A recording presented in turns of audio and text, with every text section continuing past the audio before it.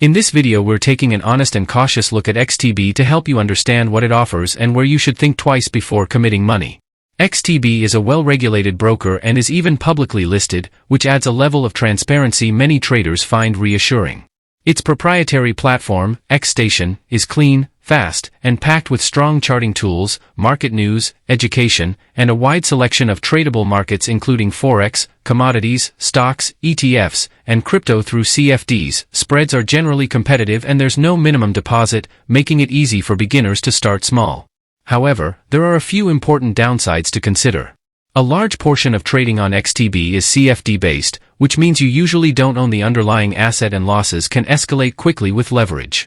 XTB also doesn't support popular MetaTrader platforms that many experienced traders rely on. Some users have reported occasional slippage during volatile moments and delays with withdrawals or slower customer support, especially if you're not on higher tier plans.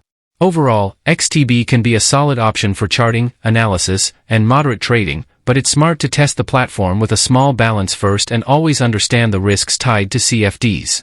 For more honest reviews that help you choose wisely, subscribe and stay informed with every new upload.